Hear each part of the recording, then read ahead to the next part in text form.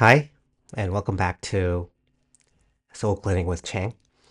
I am really liking the new groove that I found myself, starting from the resuming of these daily videos since yesterday. And what I love about it is that I really don't have to force anything. Just like if there is a message, it will find a way to move through you and use you as a mouthpiece for it to find expression. And the right timing, the right phrases, the right words, the right even nonverbal cues, even including the what's going on in the background, and even if something pops up in this unscripted, spontaneous videos, I can actually use it to dovetail that into the message or weave that into the message. And the gift really is to be able to trust the power of now, which is also a title of a best-selling book. If you're in the metaphysical or spiritual, um, if you have read some of those books, then you'll know what I'm talking about. And thinking of that, I remember when I read it, I now I realize that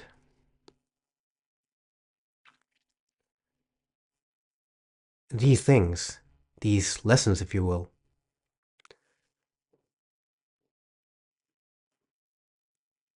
when you read spiritual books, it may help you get introduced to the idea or the concept. But the real benefit will only come to you. You can only reap the full benefit of reading any book by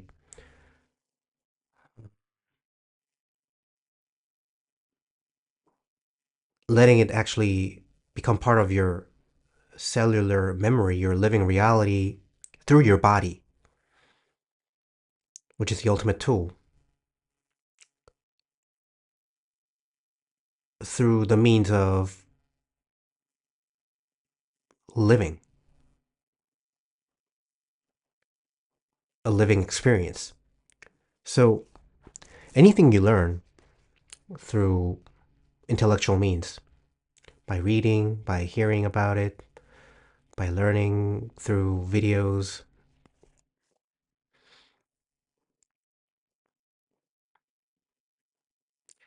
life will grant you if you really want to learn the lessons and make it a part of your living reality. Opportunities to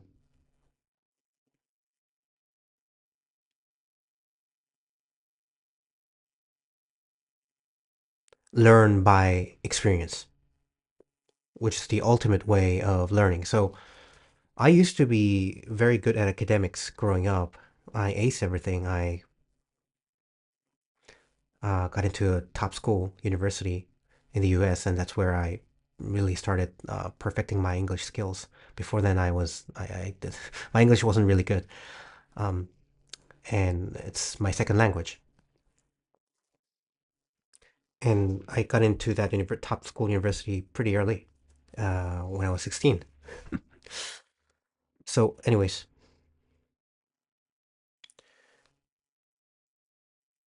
why I talk about that is I will eventually need to talk about it, of course, because it's formed a part of me where I got a lot of praises, and also being Asian, got a lot of pressure to even do even better, which was ridiculous. Um, it actually formed part of my core trauma. Anyways, I wanted to step away from both the pressure and the praise because I knew that was not the point, meaning getting good grades, reading books, and being able to memorize and recall those memories, which is what most grading systems are based on. And even in the case of being able to assimilate that, uh, being more advanced, not just uh, recite rote memory, but also synthesize and even apply um, those concepts to I don't know, but to other situations, um, which is I majored in chemistry.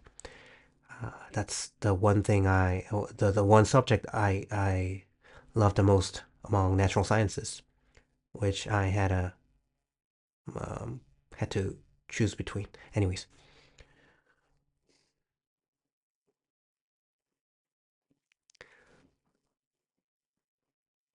I knew it wasn't the point.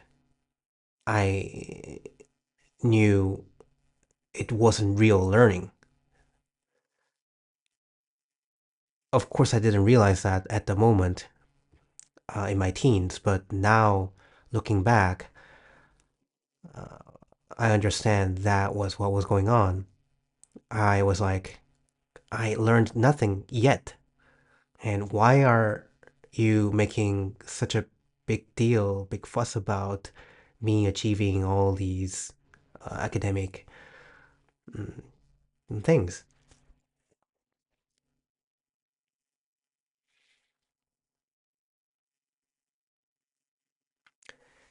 And now, having spent almost the same amount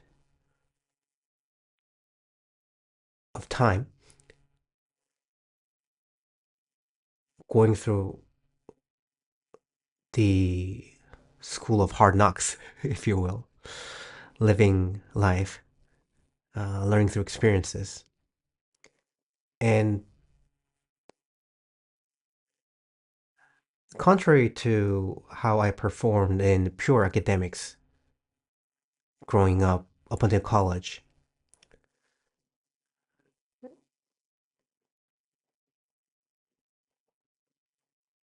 I grasped everything really quickly, like intellectually, academically.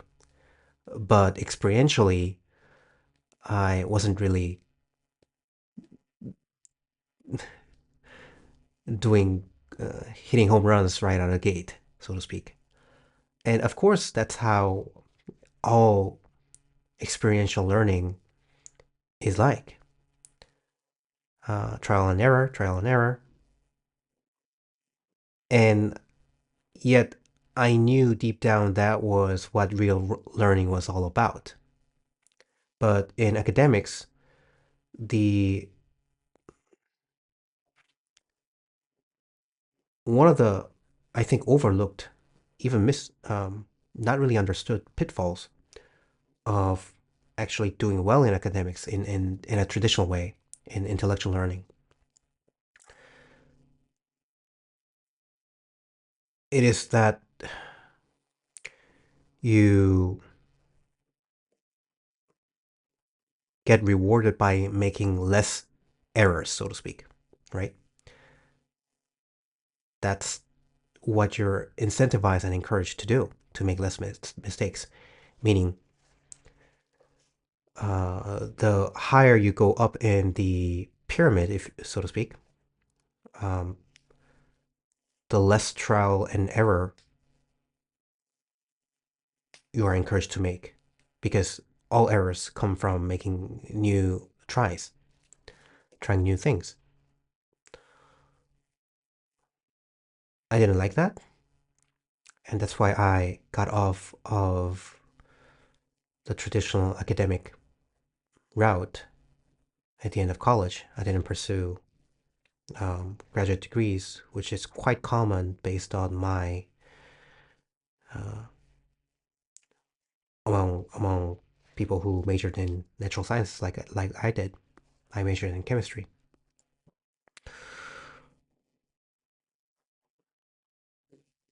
I knew there was a component of time involved in experiential learning. So, in intellectual, brain based, logical mind, left brain based learning, if you're really good, if you're, quote, smart, unquote, you can skip grades like I did. You can make the time really compact and you can really cram, condense a lot of intellectual concepts in a same period of time, in the same period of time compared to other people who may not have the same level of IQ. But experientially, that's not always the case. Well, let me put it this way. I've gone through a lot in the, I don't know, 18, 20 years since I left college. No, it's not 20, 16.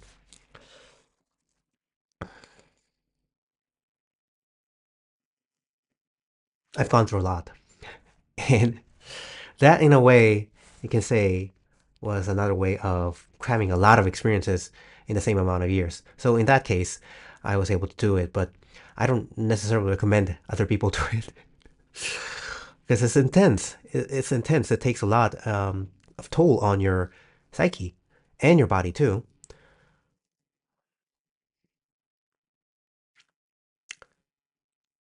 And it's a way of accelerating your learning. And so you can say that is why how I got wiser than my years.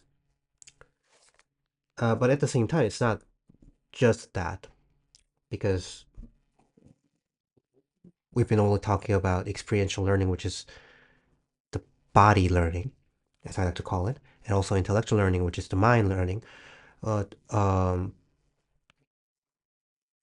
there's also a soul component to it, which is really beyond the body and the mind and what you carry into this life, what you're born into. Anyways, why am I talking all about this? I have no idea, but the fun I discovered yesterday has been having no point and making no sense. And yet, at the same time, the reason why I really liked what came out through me yesterday was now I really understand what this video recording messages are all about. This is a multi-dimensional transmission. And that is why it may look disjointed to the logical mind, which can only think in terms of linear progression.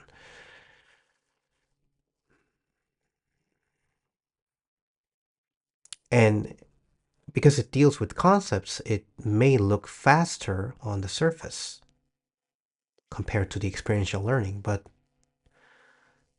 uh, it's really not. Let me just put it that way for now, and maybe later I will go deeper into that because it's not real learning. The primary reason why intellectual learning is not real, it's in a large part an illusion, is because the mind is dualistic and it can argue for both sides always. It can both argue for or against, for and against, argue both for and against uh, a statement or an idea.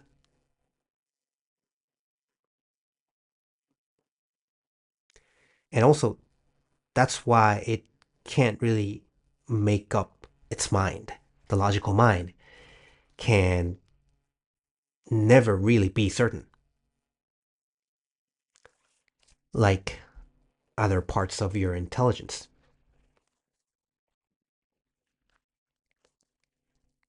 because there's always two sides to the same coin.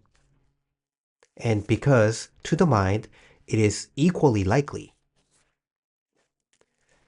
it just matters how much you invest into rationalizing it.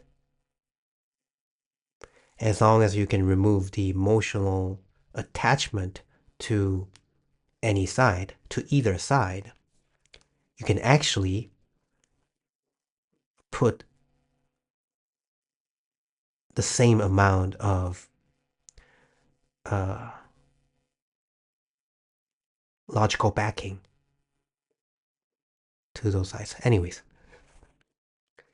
and that is why that is the limitation of the logical left brain mind, and that is why if you want to go beyond the level of experience that the logical mind can create, it's only a figure of speech because the mind doesn't really create. It filters. Okay. So if you are not fully satisfied with the level of reality that the dualistic logical mind has been filtering onto your screen,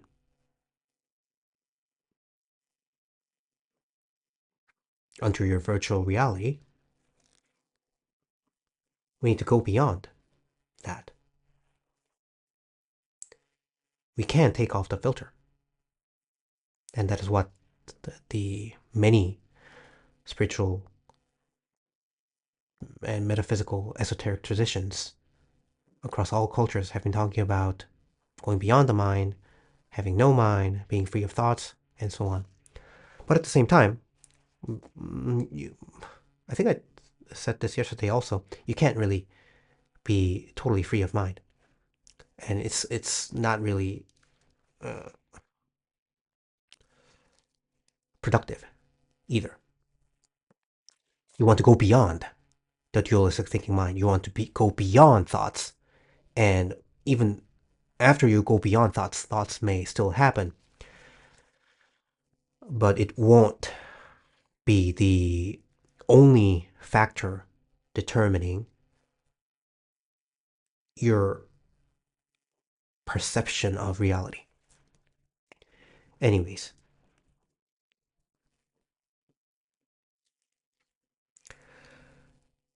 uh, I just lost the point in all of this, and that's the thing. When you rely too heavily on the mind, it there's no point. It's neither good nor bad, and to the mind, especially the fractured mind, is both good and bad. So that's why it goes crazy. It can't determine what is good or bad. So going beyond the mind, I found the thread again, is going into your feelings. And the modern society have has been treating human feelings and emotions as a subordinate to the intellect, the logical mind, which has been a huge mistake, and that's the reason behind the abysmal um, shape that the modern society has been in, which exactly is what we're growing out of.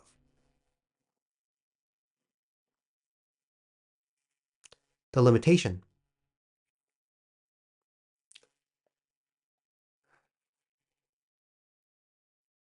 can only be transcended by moving into your feelings, because that is a higher level of truth. Well, it will give you access to a higher level of truth than the logical mind ever will.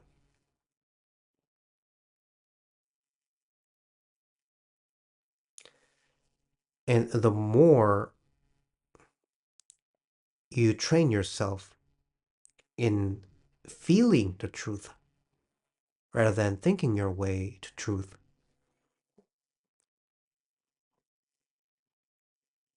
you will realize it is much more efficient, quicker, because it can even be in an instant. You will know if something is for you by the resonance of it, like how it feels. I mean, the resonance is a word that may be more accurate, but it's quite a big word, and it may sound mystical, but just means how does it feel to you in the moment? Do you feel like it?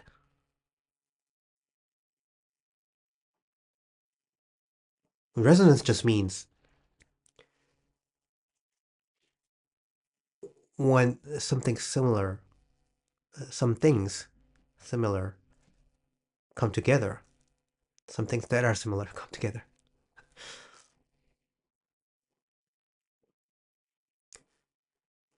It becomes bigger. The sum becomes bigger than the uh,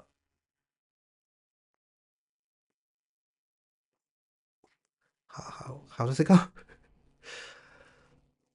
Well, the end result, the combination is bigger than the sum of the individual parts. Yes. Uh, and resonance is just another word for the law of attraction. I don't really like the term law of attraction. I think it's a misnomer that we need to grow out of. Not really a misnomer, but not really a good name. And I will probably make another video on that. Why it actually hurts more than helps most people who engage in the law of attraction or manifestation literature.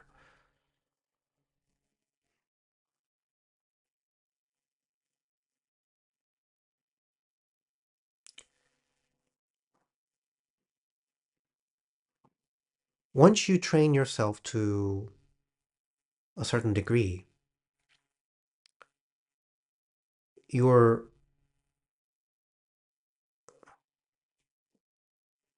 choosing between this or that becomes much more efficient and faster, as I said, because you use your feeling sensor a lot more than your thinking mm,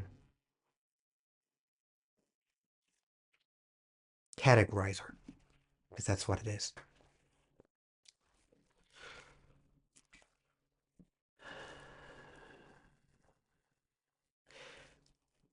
And it doesn't require much explanation or rationalization, thinking, because it takes time to think your way into something. And we don't always have the luxury of time. Life is becoming faster and faster, and you, in most cases, need to make snap decisions about things. And that's where the training of your feeling sensors come in very handy. But in order to get there, we need to clear up emotional baggage and the tie-ups that's clouding that is still clouding your emotional sensor. And that is what the trauma healing, inner child healing is all about, which I'm such a big advocate of. And that is why part of the reason why I named this channel Soul Clinic, because emotional healing is soul clearing, clearing the soul so that your body and mind can function in harmony with your soul, which is really a higher level entity, a higher level identity that you have, but you don't feel that lofty. You don't treat yourself, or you don't feel like a lofty soul. You don't feel that holy, and that is also a sign that you are your body and mind is not in great harmony with your soul, because once you, through the means of your body and mind, come into closer contact with your soul, then you will realize the self image that you have been carrying so far in your life.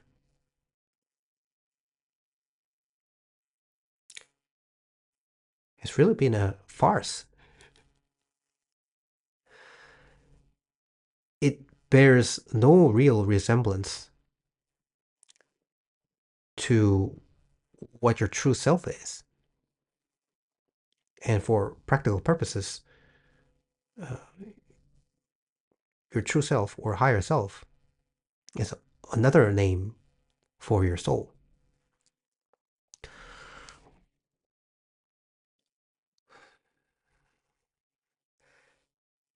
And so your self worth is only realized by recognition of the true depth of your soul. But the only way to get there is having a clear emotional system, because human emotions is the gateway, the window, the sensor of all the matters of soul, the soul.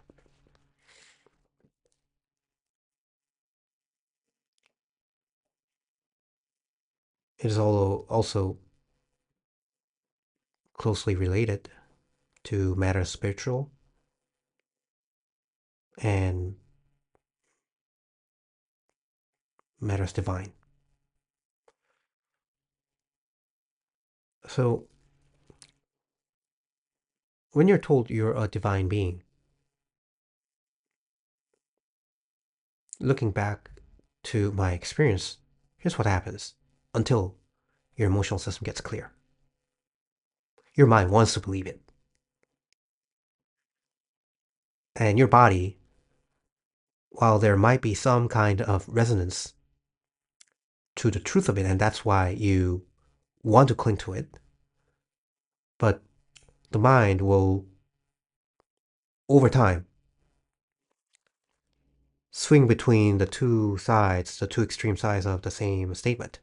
As I said before, you will, the mind will agree, will want to agree at one moment with that statement, but as time goes by, it will swing to the other extreme where it argues against you being a divine being.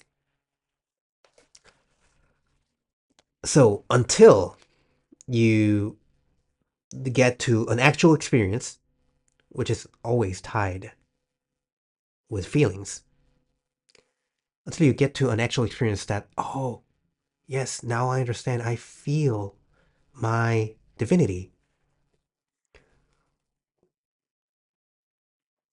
At that moment of the culmination of the experience, the constant back and forth arguing in your mind stops. It becomes irrelevant. Okay? The back and forth swinging may continue on other subjects, on other concepts, on other statements. but it won't for that experience, what's related to that experience. And one way I facilitate that, having that experience, is by my shamanic imagery, which is really my favorite tool, but it's not, uh, not everyone is ready for that. Let me put it that way.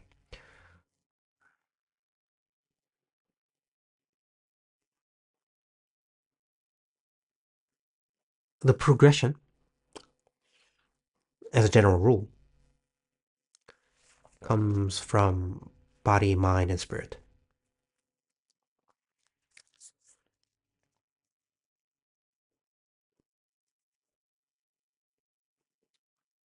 Some people may disagree, and that's okay. But for me, the progression is really clear, has been really clear. And so, in order to step into the emotional realm, developing your emotional capacity, emotional, spiritual, all the same, soul,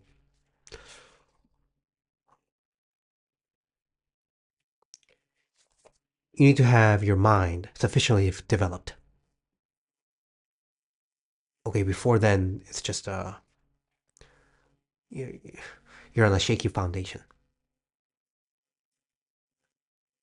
Your mind has to be somewhat stable, even when it swings between the two extremes, because that's like it's nature. You can't really go beyond that. I mean, if the mind can't go beyond its own nature, anyways. And in order to have a stable mind, your body needs to be in sufficient, at a certain level of health, physiological health.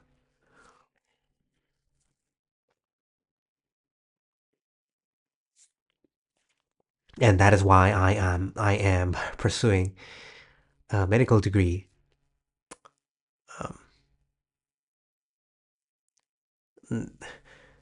Not because I'm going into it to learn about human physiology, although that will be part of it. But um, I think I'm actually pursuing a license to prescribe to people's bodies as well, not just mentally or spiritually. A legal license, anyways.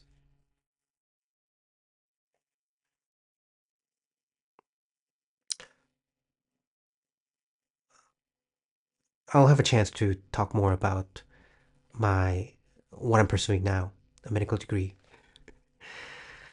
which I never imagined up until this point in my life that I will be doing sometime in the future. Uh, but which is what I'm doing now.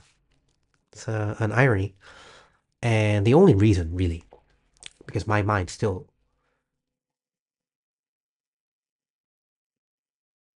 has a difficult time rationalizing about why I am preparing to get into medical school at this age,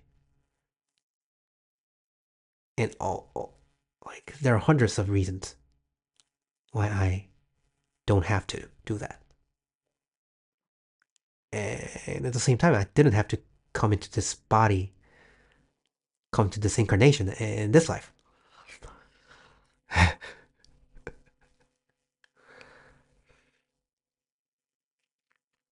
But the adventure is its own reward.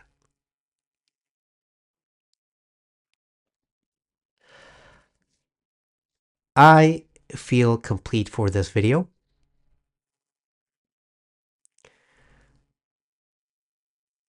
Thank you for bearing with me. But if you watch this thus far,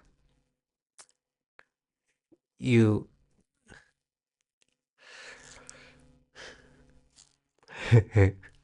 I know you.